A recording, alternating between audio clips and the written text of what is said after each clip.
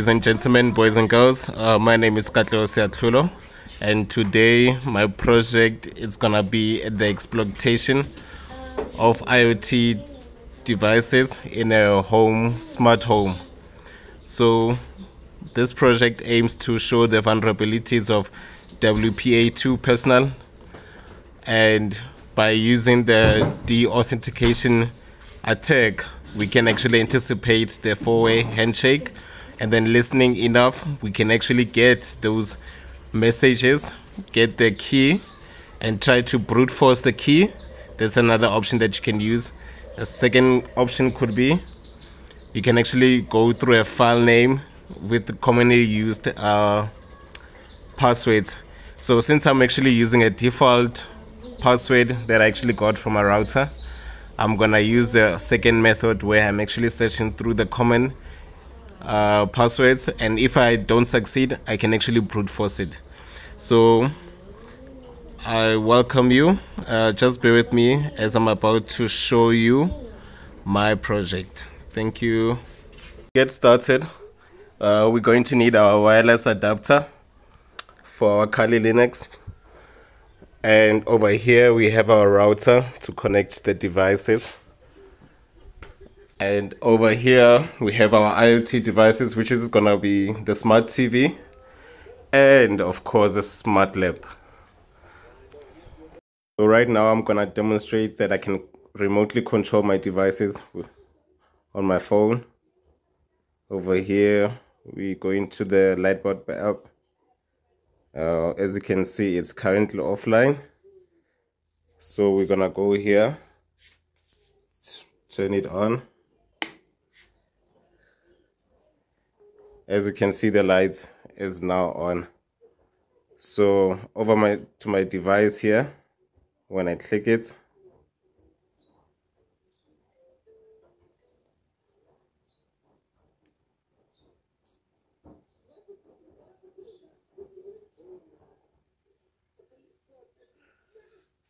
there we have it. So we have our smart bulb powered on, and right now we're gonna try to remotely control it. So as you can see here, I can have the option turn off the device. Let me just power it up. It's now off. It's now on. It's now off. Right now I'm gonna show you that I can control my TV from my device. As you can see here,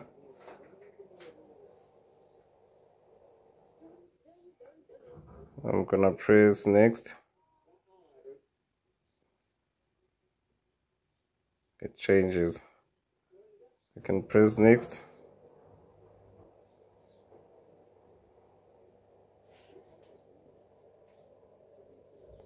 I can pause. I can play.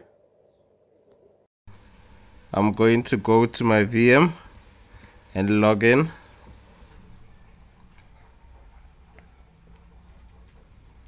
It's logging in. Okay, good. Since now I've logged in, I'm gonna quickly pop up my terminal. Pop up my terminal and see my terminal is now active. I'm gonna try to see if my Wi-Fi adapter is recognized in the system, which we have inserted right here for Kali Linux. And as you can see now, there's not being activated, so we're quickly gonna configure it. We're going to download the drivers. So over here I have actually downloaded the drivers, and which is this compact zip folder. You just have to extract it so that we can actually enable our wireless adapter drivers to be running. You know that it's in our downloads folder. We're gonna quickly go to our downloads. Now we're in our downloads. We ls everything just to see. Yes, the folder is actually there. So we're just gonna quickly navigate to our folder that's actually extracted here. Now that we're in, just gonna run some few commands.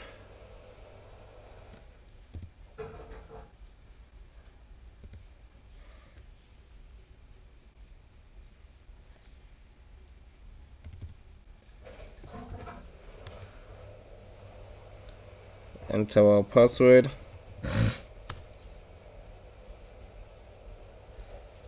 and then we're gonna load them up again.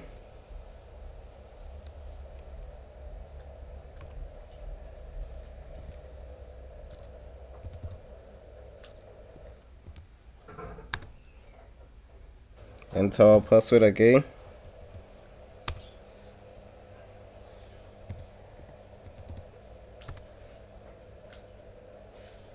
And then just to clear our screen, yes, we're now going to restart our VM again, since we have actually upgraded the drivers. I'm gonna change the network adapter.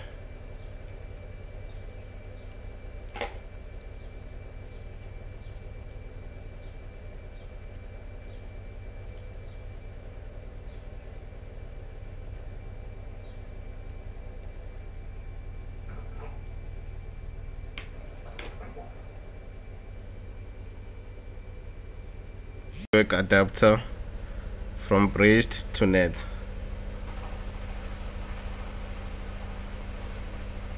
And then we're gonna power it on.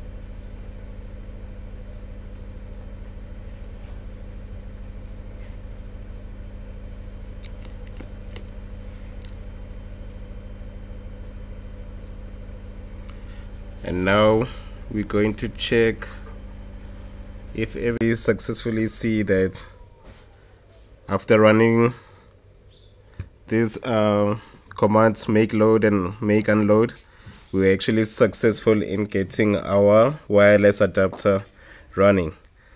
Okay, so now we have our Linux running. We need to find out how can we perform a deauthentication method to disconnect one of the devices connected to the router.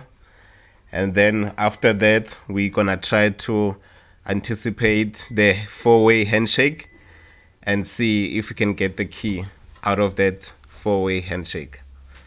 So now I'm just gonna clear my screen. Okay, now we have the screen cleared.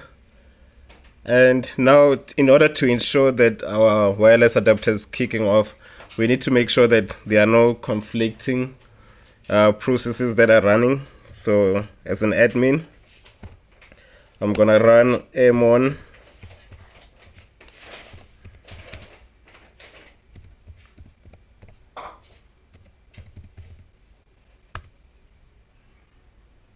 so it's killing this WPA supplicant from running.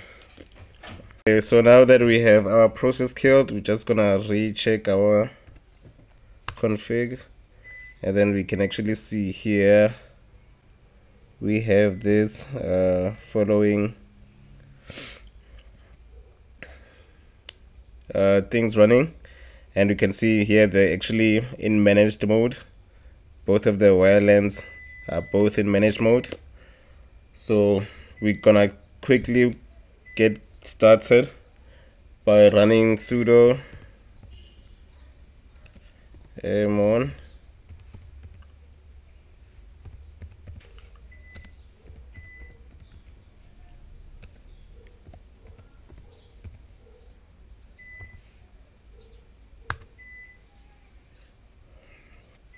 So we're starting our WLAN 0 to monitor mode. So we're gonna change it, double check it if it didn't through. So just to clear the screen.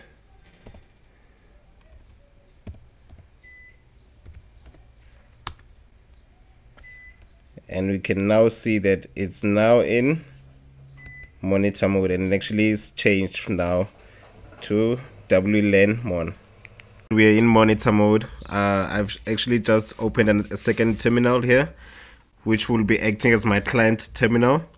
So this client terminal is trying to look for beacons that are available, and we're going to try and discover some available networks by running the following command.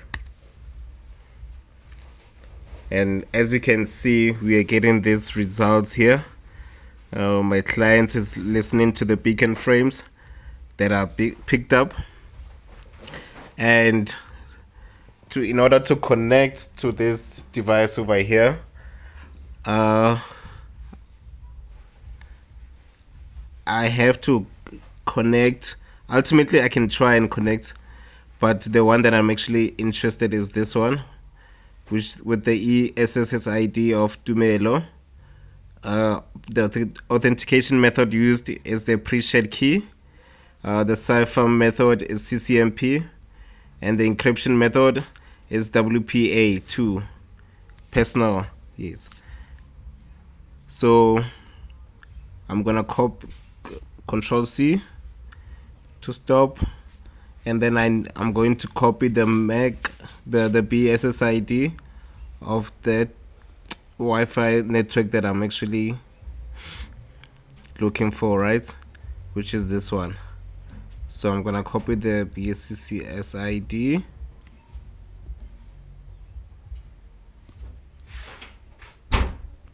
now that I copied the BSSID, I'm gonna try to capture the four-way handshake whenever a device is trying to connect to this particular router.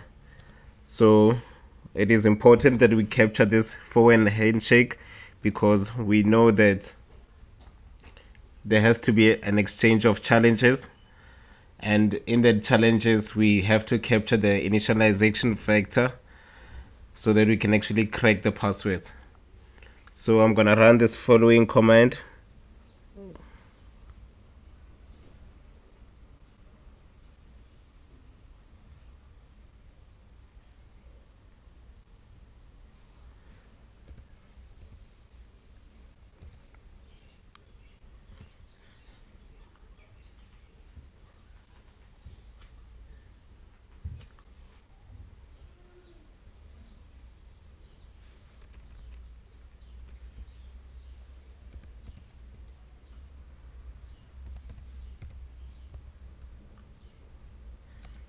And then this is gonna be the file name where we're gonna store the four-way handshake. And then the channel we saw is channel 10. And lastly, we're gonna have to insert our BCCSID. So you're just gonna paste it since we copied it.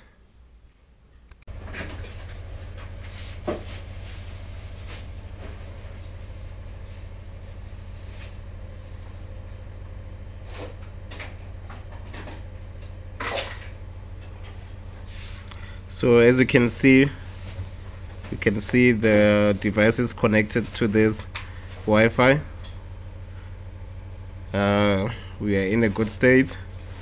So what we can do next is try to de-authenticate one of these connected devices so that we can actually listen to the four-way handshake. See, right? Here we can actually capture the file by using this protocol EOPO with Wireshark later on. But then for us to do that right now, we have to launch the authentication method to all the connected devices here So we're gonna try to launch as many the authentication methods. So now it's actually taking everything out, and as you can see here, everything's been deauthenticated. It doesn't stop, and even on this side it's still sending more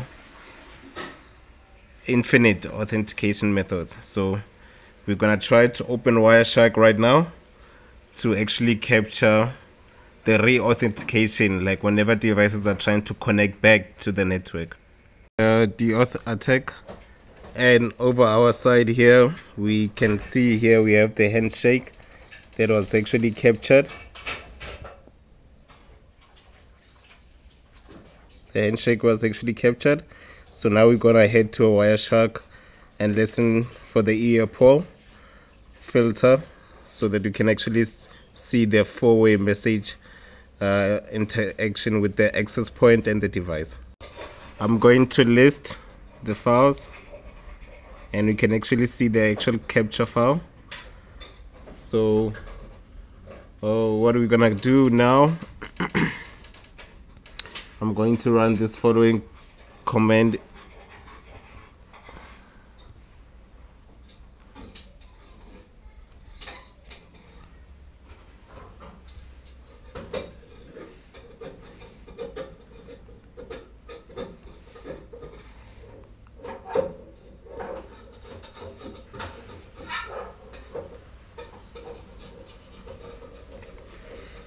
So it has actually opened the Wireshark this side. I'm just going to actually make it quite bigger so that you guys can actually see, and we're gonna apply our filter.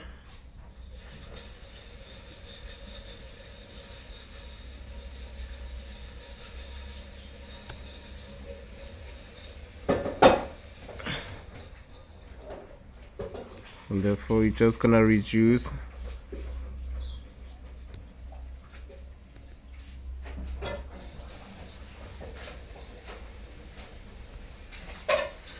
and then when we apply the ear-pull filter, we can actually see the message 1, and when you scroll down we'll actually message 2.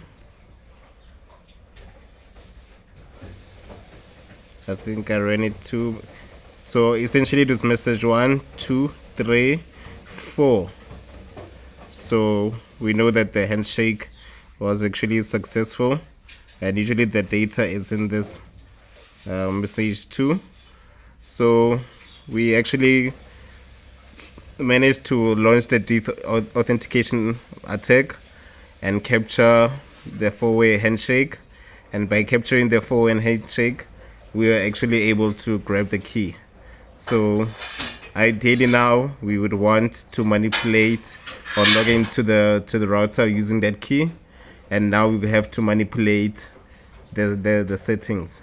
So now I'm gonna stop Wireshark, and probably we have to stop our monitor mode since we actually were successful in capturing the four-way handshake. So I'm just gonna run this command right here.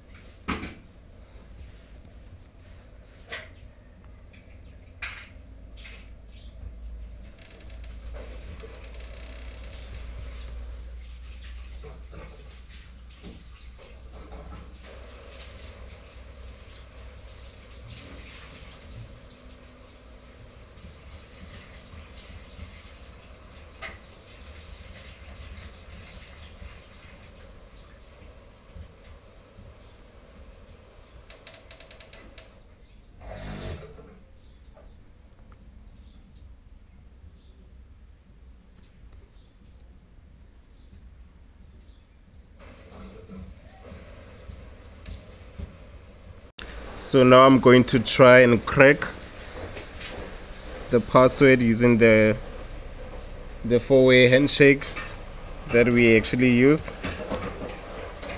So this is my captured where the handshake exists.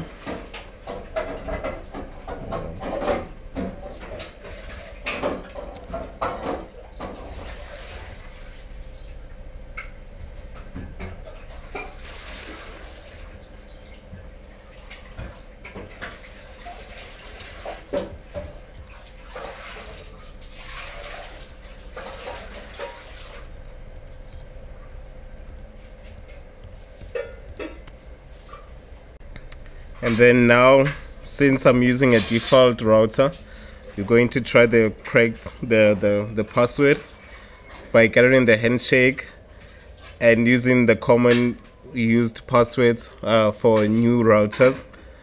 So we're gonna give it some time. There's actually about 14 million available passwords that we're going to try to crack and match the hashes. So it's going to take time, but for now I'm just gonna let it run, and once it captures something I'll come back to you guys.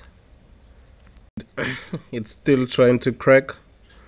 We are 8% there, and we have currently tested about 1,200,000 keys out of the 14 million. So it can still take some time, just we need to be patient. And as you can see here, after 1 hour has lapsed, we finally found the key using aircrack, this command right here. So by finding the key, it's like finding the actual password for the router.